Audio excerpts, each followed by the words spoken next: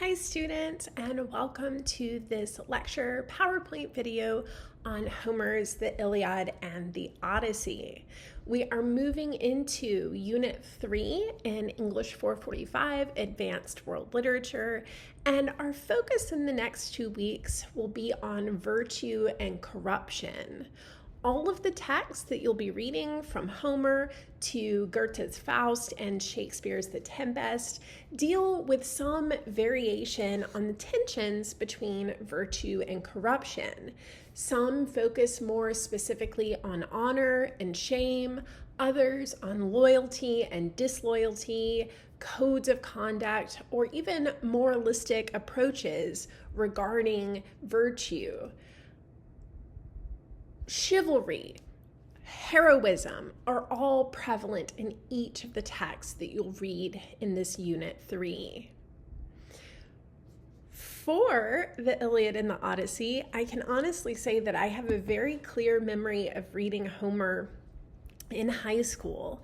And I recall being swept away by Odysseus's adventure, the machinations of the gods and goddesses, the conflict of the fall of Troy. And it's a grand epic that really stays with you throughout your life as you encounter various intertextual examples of Homer's work. I remember a wonderful, I think it was maybe BBC version or perhaps even a Hallmark adaptation of the Odyssey that was very, very popular 20 years ago. In any case, let's move into a quick overview for Homer's works. Of course, we are continuing in the tradition of epic poetry here with the Iliad and the Odyssey. We are in Greece. The main narrative takes place in media res with the Trojan War in its 10th year. The Iliad ends before the capture of the city. We have this sort of central conflict amongst the Greek commanders, and that's mirrored in the allegiances and the capricious nature of the gods' interference in the war.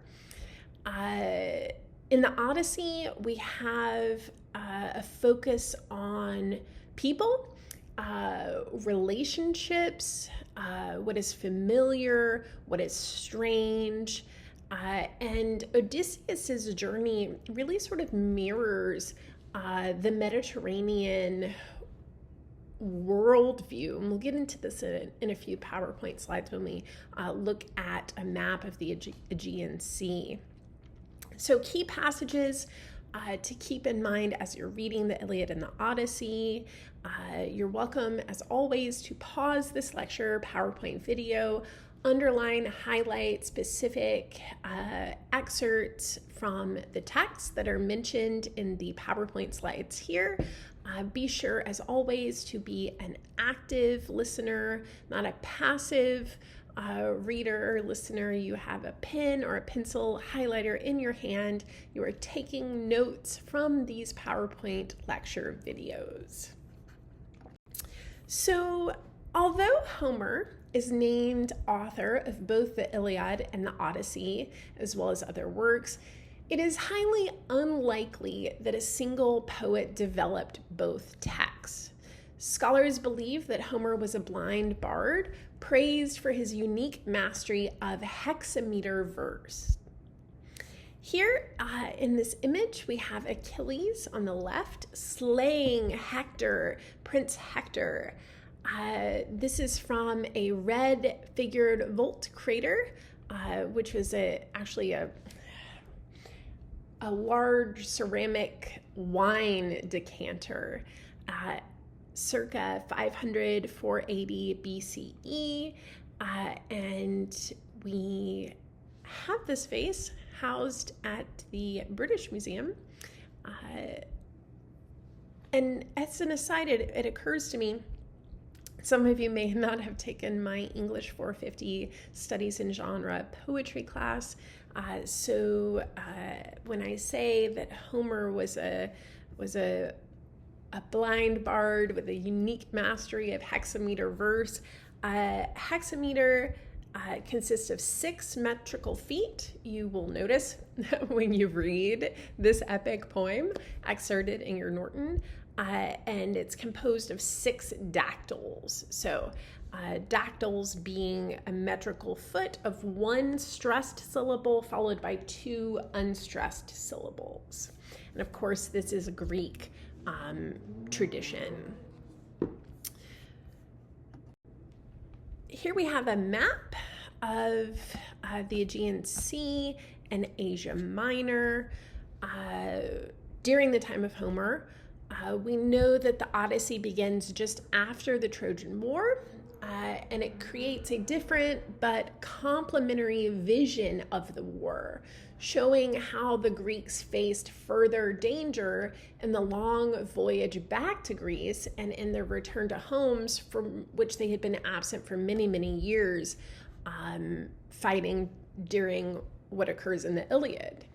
So Odysseus's journey is not only movement from one geographic location to another, but it is also symbolically representative of the cosmological understanding of the Greeks and more generally of the ancient world. So not only can an understanding of the cosmos be found in the Odyssey, but in related epic poems like the Epic of Gilgamesh, on the shield of Achilles in the Iliad, in the Hesiod, related to even the cosmology of the Egyptians.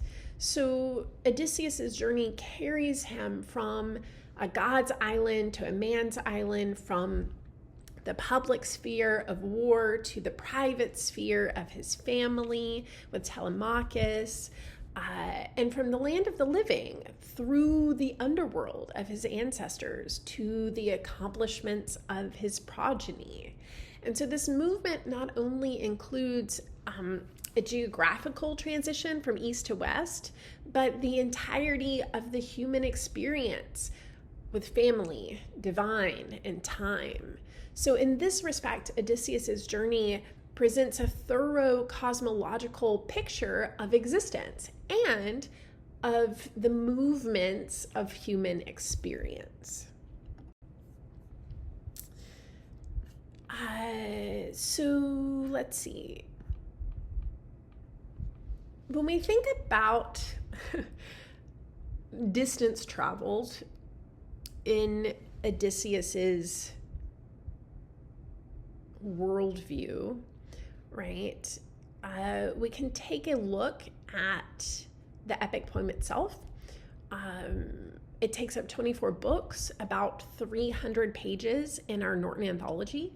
We know that Odysseus spends decades navigating homeward, yet his journey only really covers a small slice of the Mediterranean. And here this, of course, is a map for the Odyssey. You can pause and take a look at it. You might want to actually return to this PowerPoint slide after you've read the Odyssey so you have some closer identification with the geographic locations that are mentioned here. We know from Gilgamesh that epics are long poems that narrate important historical or cosmic events using an elevated language. Multitude of actions, plot points, large casts of protagonists, characters, both human and divine. They're filled with invocations to the gods. Usually they begin in the middle in terms of action, and this is a term called in media res. They contain long speeches, use of repetition. I talked about repetition and mnemonic benefits for performers in previous lecture PowerPoint videos. A number of similes will examine several similes used in the Iliad and the Odyssey in terms of prevalent literary devices. Greek epics use themes and motifs to promote the narrative and develop characters, develop scene, develop plot points.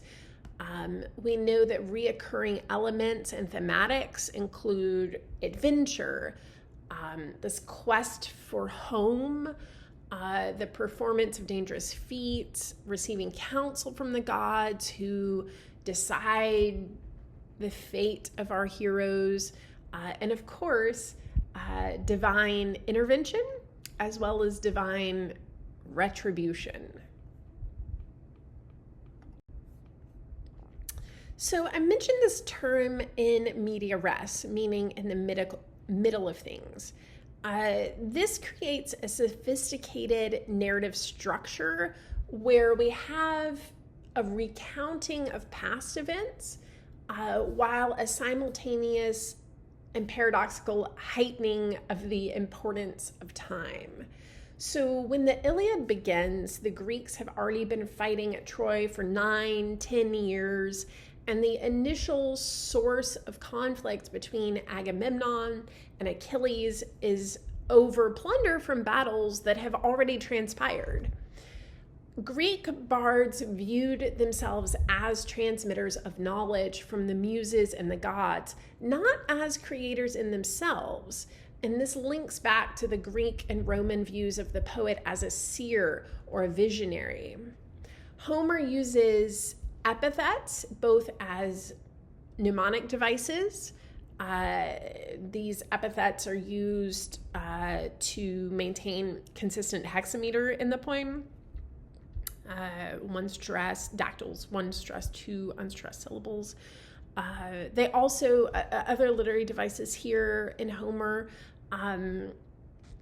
ekphrasis, similes, the Homeric simile, used to define attributes of characters and objects. Homeric similes are extended comparisons of figurative language, and those extended comparisons usually drive the narrative. Sometimes they link events across the stories. For example, you might consider the extended simile in Book 9 when Odysseus's driving of the large stake into Polyphemus's eye is described as when a man drills wood for shipbuilding, steering his boat on stormy waters, which we learn that the men encounter frequently on their journey homeward. Stormy waters. So this is an opportunity where you can pause the lecture PowerPoint video, return to Book 9, roughly lines 383 to 388, where we have that extended simile. The action, of course, Odysseus blotting out, driving a stake into Polyphemus's eye, right? In this comparison, a man drilling wood for shipbuilding. Ekphrasis is also a literary device that is used in Homer's The Iliad and the Odyssey. Ekphrasis is often referred to as painterly writing. So this is the poet's use of extended, visual, vivid imagery to describe physical objects and scenes. So a great example of ekphrasis is Homer's description of Achilles' shield in the Iliad. This is a famous example of ekphrasis, actually. But you will find examples of ekphrasis in the Odyssey as well. Demodocus' song in Book 8, right? So we're thinking about visual, vivid, extended imagery to describe scenes or physical objects. And again, that most famous example is how Homer describes Achilles' shield. So when we think about, some of these literary devices in media res, right? it's worth questioning then, why does the narrative begin where it does? The Odyssey, like the Iliad, begins in a parallel manner. Odysseus has been traveling home for 9 years since the sacking of Troy. So part of the importance of in media res in both epic poems is that it reflects an understanding of man as temporal, a rational creature bound by time, whose intellect can order and learn from past events and can look forward to future ones. So that knowledge of one's placement in time, or having an understandable progression of events, is an important form of self-knowledge in both the Iliad and the Odyssey.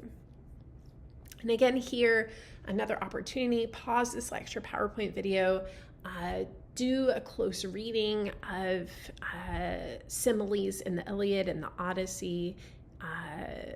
As a mountain snake who has devoured poison and is seized by bitter rage. I think that's the description. Achilles is fury and anger in the Iliad. Okay, and then the next simile, carefully, inch by inch, as easily as experienced musician stretches a sheep gut string around a lyre's peg. So this is of course, the sort of, I don't think it's much of a spoiler. Hopefully you've read this far by now, but this is towards the conclusion of the Odyssey when Odysseus is tying the bowstring and about to complete this impossible physical achievement to reveal his true identity.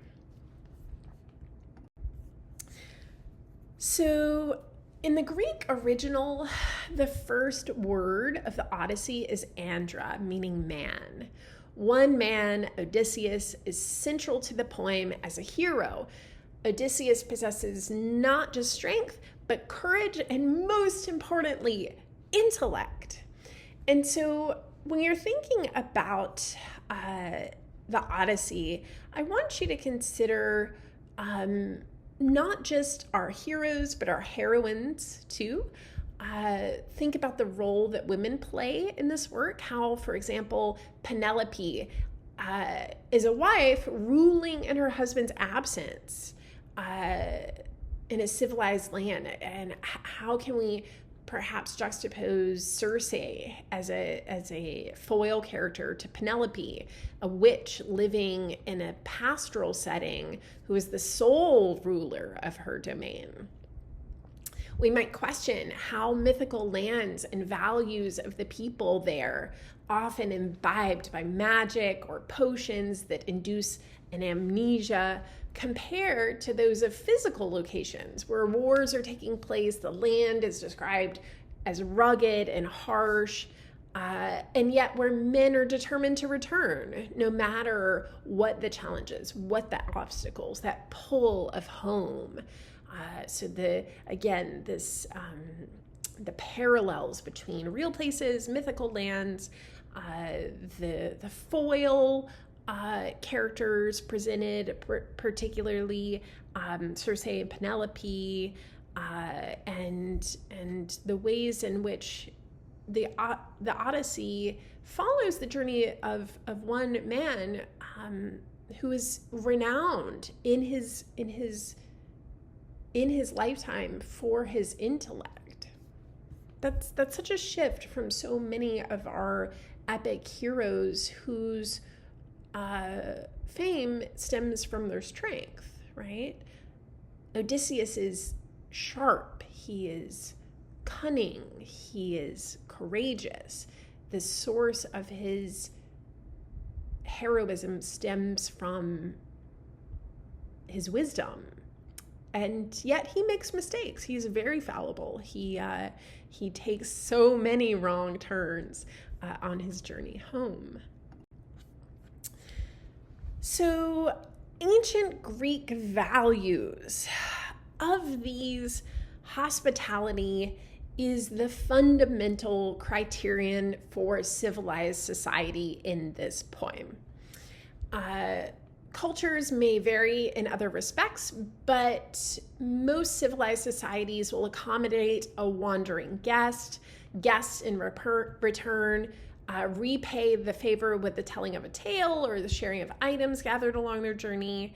At times, Odysseus's own men seem to transgress the laws of hospitality.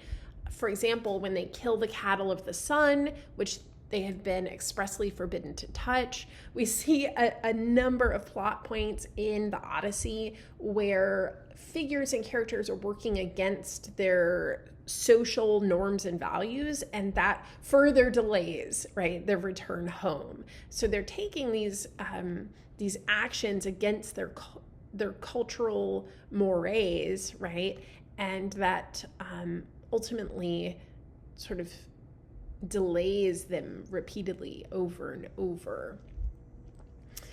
We see further variations on this theme in the visits that Odysseus's son pays his father's friends, and in the test of the suitors, of course, once Odysseus returns home. You'll notice issues of hospitality in the stories involving Circe and the Cyclops. And you'll notice hospitality becoming a concern in Penelope's attitude toward her suitors. Glory for the ancient Greeks is related to one's fame, to one's immortality. And you will note the ways in which heroes introduce themselves to their hosts, often by giving a list of accomplishments and merits before even announcing their own names. Telemachus fears that he has lost his glory due to the suitors' acts and threat to his father's reputation.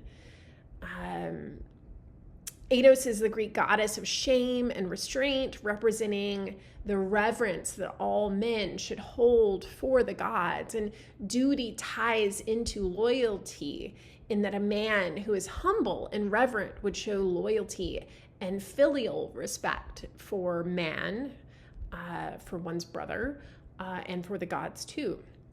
And this is most clear in the closing books of the Odyssey, when Odysseus advises Penelope's maid not to take joy in the suitors' deaths, as the men did not die in battle, but rather, quote, divine fate took them down and their own wicked deeds. That's book 22. So where are other values discovered through these stories? You might look at the challenge of the bow, the Cyclops, various husband-wife relationships. If we're thinking about loyalty, you might consider the execution of the maids.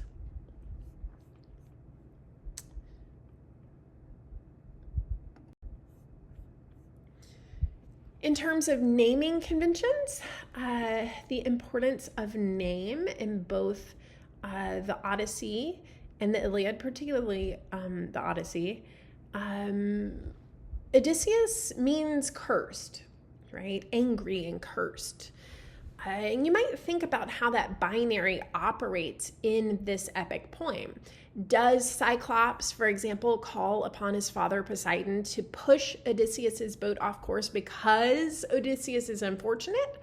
Or does Odysseus provoke the Cyclops to call upon the god for vindication when, having lost his temper after escaping Polynices' cave, he calls back to Cyclops from the shore? So do we think a character's name relates to his or her deeds and experiences in this work or not? Odysseus, of course, is not just cursed, but he is a complicated man, as we learn in the first line.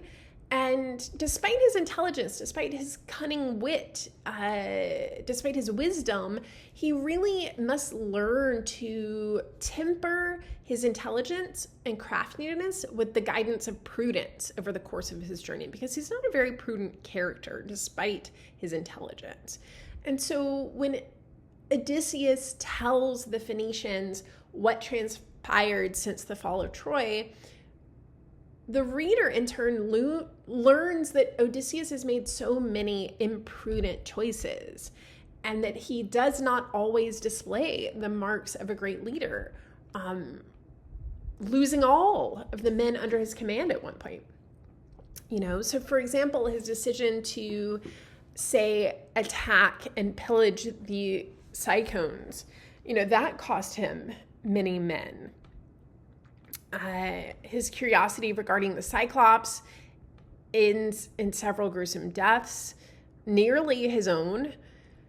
By the time Odysseus reaches Ithaca, he makes use of his craftiness in a manner that is more to his advantage, biding his time to return to his palace, carefully testing the loyalty of his servants. So he's prudent enough that, say, in contrast to Agamemnon, who is way too trusting, murdered by his wife, Odysseus is even wary of Penelope, who, as we learn, is the most faithful.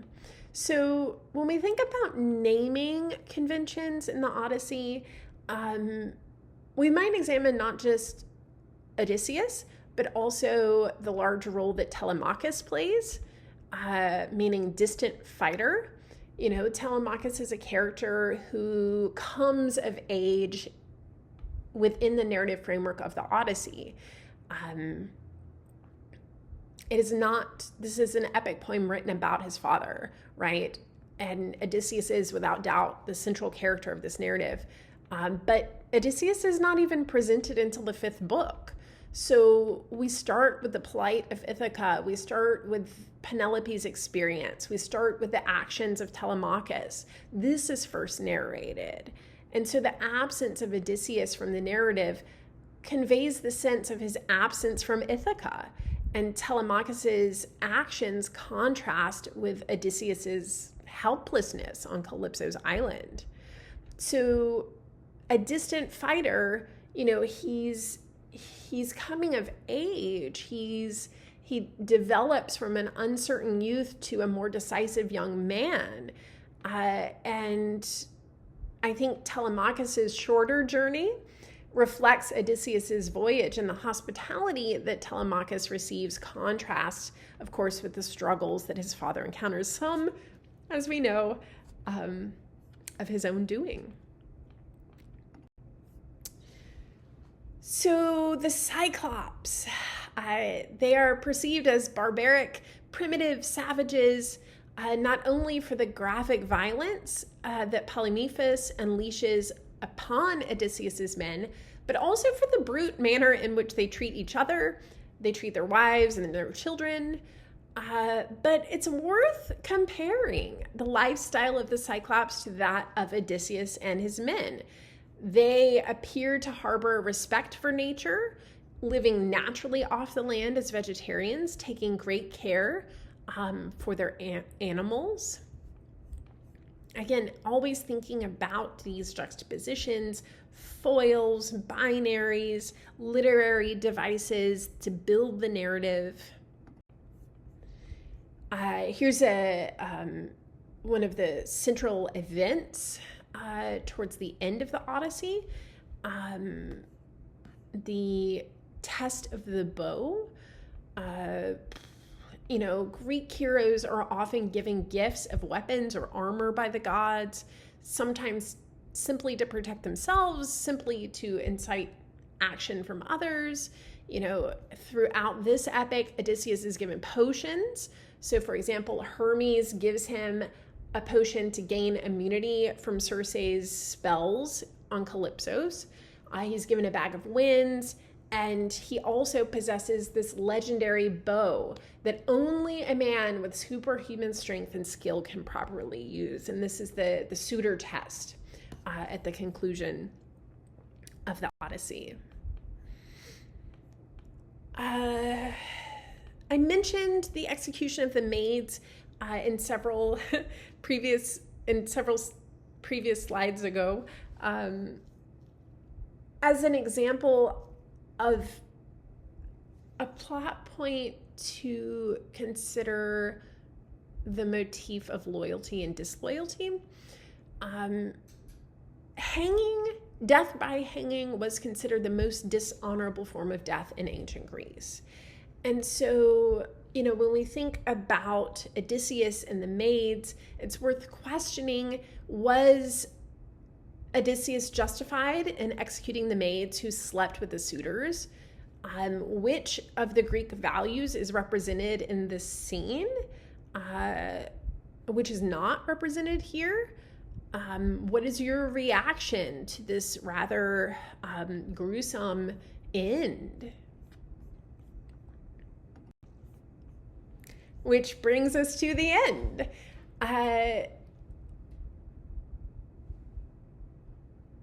Are you surprised by Penelope's initial reaction to her husband's return? Do you believe that she's justified in doubting his identity? Would you characterize their reunion as romantic and passionate, or forlorn, bittersweet? Some scholars have argued that the Odyssey ends with Book 23 and the Book 24 is a later addition to the epic poem. If we are to agree that the Odyssey ends with Book 23 and that 24 was an add-on, how do you feel about that potentially original ending and Odysseus's statement to Penelope that, quote, "We have not yet come to the end of all our troubles," which will involve his fulfillment of Tiresias's prophecy to return to Hades. The amazing marriage between faithful Penelope and cunning Odysseus unifies the true community of faithful farmers and servants on Ithaca and stands in sharp contrast to the false community of suitors that attempts to sort of assail this marriage. In the last slide, I asked you to think about Odysseus's revenge act of hanging the disloyal maids. Is Odysseus's slaughter of the suitors not only fitting on an individual level due to their assault upon his family, but also is it indicative of the centrality of marriage as that sort of central, essential bond that upheld Greek communities? Symbolically, their marriage bed, Penelope and Odysseus's, built into the trunk of a massive olive tree, it's immovable. It illustrates the deep connection between earth and marriage. So despite other, shall we say, enticing offers of immortality and marriage, Odysseus strives over and over to return to his wife, over and over to return to his land, precisely because he is so deeply rooted to the place and community. And he understands the place and community and home as essential elements for his happiness. This brings us to your discussion questions. You might return to slide 8 in this lecture PowerPoint video to review the list of ancient Greek values that the Greeks believed would promote an honorable society. Think about Achilles' rage here as the governing passion for the Iliad.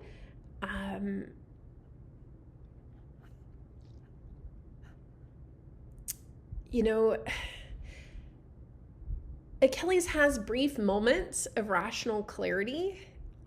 He understands that he ought to control his rage.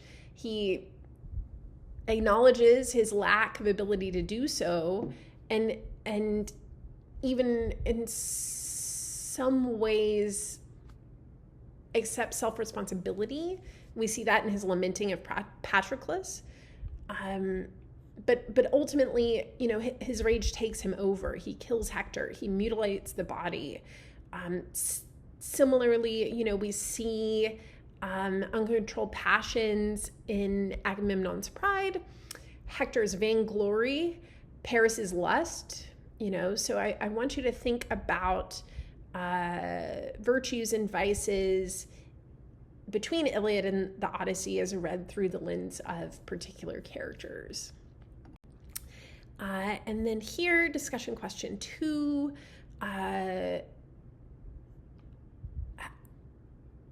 How are women represented in Homer's epic?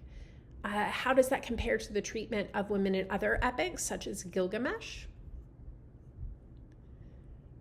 You might mention Athena here in book 18 from the Odyssey. Just a tip. And then your third discussion question, you have 3 this week because you do not have a second additional reading. I cut that additional reading.